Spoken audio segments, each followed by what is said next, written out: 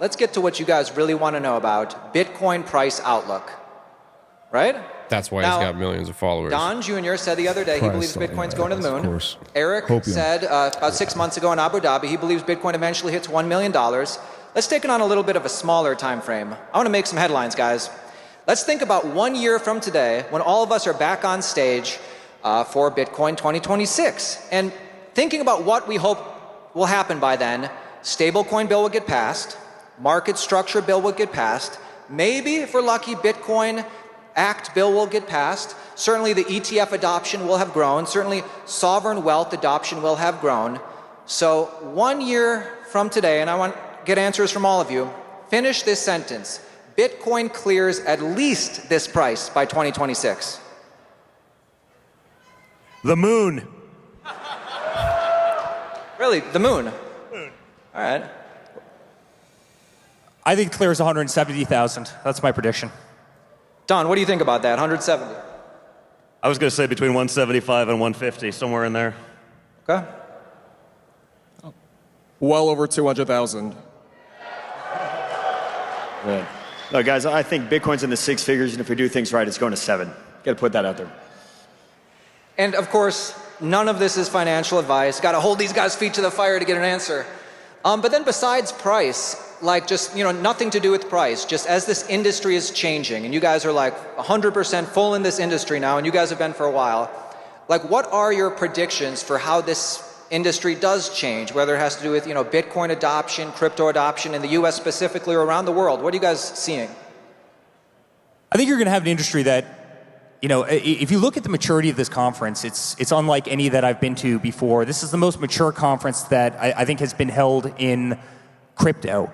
And if you go back even a year, right, it's very different. You have an industry that for the first time, it makes my skin crawl a little bit. There's a lot of really strong voices. You have an industry that's self-policing itself. You have an industry that's starting to focus on hospitality and user experience. You never had that before in crypto, and those were all kind of hindrances of the industry. And so the maturity of what's taking place, and by the way, the antis can no longer deny what's happening out there. I mean, every single day you had CNBC that was shitting on all of us and everything that we believed in. Now all of a sudden they're embracing it for the first time. I mean, isn't that a really beautiful thing?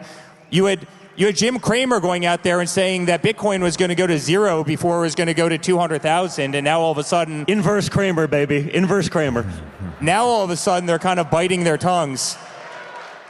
And so I think the best days of this are ahead of us. There's no question we're in the dial-up mode right now. The next 10 years are going to be absolutely parabolic. And the people that get in on the ground floors, I think, are going to make an absolute, fortune. And I think just, if I could quickly say, on behalf of this group, the ABTC group, it's not even just getting in at par. These guys, based on how good they buy energy, are literally mining Bitcoin at $40,000 a coin, $41,000 a coin. There's no commodity in the world. Gold, you go out and mine gold right now, you're pretty much buying, you're mining gold at par, and you're selling it using complicated options and things like that to make small little spreads. What commodity in the world can you mine at this kind of margins if you do it the right way, if you have the backbone that Hut 8 has, if you have the power grid, if you have the cheapest energy in the world, which we're doing in the United States, in the great state of Texas, which the Trump family absolutely loves. And so it's so cool. It's like, you're able to go out, physically build these buildings, physically mine, use American energy in America to grab, one of the greatest assets the universe has ever seen that's appreciating at 50 or 60% year over year, and acquire it for 30 cents, 40 cents on the dollar. To me, it's like the coolest business model ever, and I've never been more proud to be part of something than we are with these incredible guys. So had a lot of fun. Consider these guys unbelievable friends, and sky's the limits for American Bitcoin. And then final thoughts. We Anybody? love you. I mean, they're right. Yeah. And if the United States does embrace this, it could be the superpower for a long, long time. It is exciting. I will say that, going into the end of last year, I spent most of last year thinking to myself, like, dang, do I need to leave the States? Mm-hmm. So I think it's a yes, agreed. My hope would be that the success of Bitcoin would be the sunsetting of the term superpower, though. Right? Like we still think it's about, who's the dominant military power in the world? Who gets to imperialize everyone else? And like that coercive hierarchy shit is not sustainable for human civilization. It's actually anti-civilizational. So I hope, although I agree, the next X hundred years, whatever nation really adopts Bitcoin very likely will be in a position to remain or become the superpower. I hope that Bitcoin ushers in more of a revolution in human consciousness that moves us past the military age. Yeah. Which sounds completely fucking cuckoo to a lot of people, but I would just invite you to study Bitcoin. Like, study the incentives of Bitcoin and see what you find for yourself. The book, The Sovereign Individual, one I always recommend. Yeah. I think is a good starting point on this. And I know we sound like crazy cultists, but there is a lot of thinking that goes behind it. Yeah, well, and it's that decentralization to centralization pendulum that we have happen over history. Yeah. And this seems to be, if the thesis stands true, the thing that should stick us into a decentralized format. Yeah. It almost obliterates the pendulum as the metaphor, and we move into some other metaphorical space. Interesting. Yeah, it's a new world. Yeah. And it's here now. Yeah. I talk with people a lot, and it's like, it's happening. Is hyper Bitcoinization here? When's it going to come? I'm like, as far as I can tell, it's happening. It's happening gradually, then suddenly. That, and if you want to live in a global free market and you want prices to go down on everything, put yourself on a Bitcoin standard. Yeah. It's available now. Yeah. House prices are down 99% over the past 10 years. Yes. If you denominate in Bitcoin. Thanks, Eric. So I would say a decade ago, the crypto community we were seen as the misfits. It wasn't mainstream cool. It wasn't. But now that rhetoric is completely flipped. It's completely flipped. Now we're on par with where the sentiment of gold was 50 to 100 years ago. It was everyone's dream to own a nugget, a gold bar. Crypto has so much room to run, so much room to go. Bitcoin today is only $2 trillion. There's, I think, $400 trillion in the world across asset classes. It doesn't take very much. It doesn't take very much. It is, and I have to say, there are no two better people than the brothers on the stage here to bridge worlds. From hard assets to strategic finance, from private markets to capital markets, and to have a common tongue with so many different groups of people, from traditional finance to the crypto community and to the general public that haven't orange pilled yet. We're so excited to be on this mission with you guys. Likewise, man.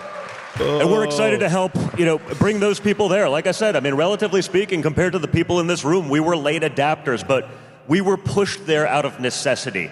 We were pushed there because the conventional options were literally rugged from underneath us. And once we commit to something, though, we go all in. We are innovators. We're not just adapting this, we're adapting this out of necessity. And I think there's a lot of other people that perhaps don't have our platform or the ability to get it out there that way, that have been under those same pressures, and we're doing this for them. It is ridiculous that Bitcoin Conference only gave us 30 minutes for this panel. We need 30 minutes per person. But guys, this was it. Give a big round of applause for Matt, Mike, Eric, and Don. Thank you, guys. Thank you, Vegas. We love you. Let's go. They even shitcoined on time. It was only 27 minutes. It got rugged. Got rugged. You know what I was thinking with this? As corporations are putting it on their balance sheet, central bank, like everything is integrating Bitcoin, but if you can sell any form of equity, you're just becoming a Bitcoin derivative. And that's a form of, you have some liability there. And a lot of these people or these businesses, these entities moving forward, if they're not careful, they're going to get wrecked. In what way? Well, if you have volatility within the price, like that would be one of my concerns with MicroStrategy. They have all these liabilities. I think Michael Saylor's pretty intelligent. Clearly, he knows what he's doing. But Honey Badger doesn't care. Yeah. 21 million, everything's going to settle to the main chain. And if you're fiscally irresponsible, if you get out over your skis, you're going to get blown up. It's going to be interesting seeing who gets blown up over the next decade. So true. And we've already seen a lot of miners get blown up. Yeah. And you've seen obviously a lot of exchanges, a lot of these, rehypothecation platforms, for lack of a better term. They've all got blown up, right? The 3 Arrows and all that whole slug of companies. So what I said to you guys earlier, I think is very useful for the common man, is like 99% of you are not smart enough to use leverage to acquire Bitcoin. Now, if you can go out and leverage your home on 2% fixed for 30 years and like you can manage that and you've got a job, like, at the end of the day, individual freedom, do your own thing. Well, that's intelligent leverage. It's all about the intelligence of the leverage. And like you have to understand. The thing about debt to understand is that it amplifies both gains and losses. So if you're right, it can amplify your gains, right? If you're wrong, it can amplify your losses to the point of liquidation, which is getting zeroed out, right? Getting all of your collateral wiped out. And so you make yourself fragile across time when you use leverage. You can increase your returns, but you run the risk of ruin, essentially. I think most people, I don't know the exact percentage, shouldn't fuck with that. They should just stay humble, stack sats. Well, and it's greedy. Earn more than you spend, stack sats. Like, do you need more than what Bitcoin's appreciation rate has been? I wouldn't use the word greedy. The game. Like, I wouldn't use the word greedy because I try to reserve greed for when you're violating the self-interestedness of another person. It is self-interested, obviously, to use leverage, but it's also risky. There are risks that come with it, and the primary among those risks is liquidation. And there have been a lot of people who get fucking liquidated, individuals, companies, etc. So if you're thinking about doing it, probably think twice, do a lot of research, and if you're like most people, I would say just avoid it. Thanks for watching. If you enjoyed this episode, click here to find more just like it, and here to find our most recent episode. Also, make sure to like this video to help shine light on the corruption of money. And be sure to subscribe to this channel to stay connected.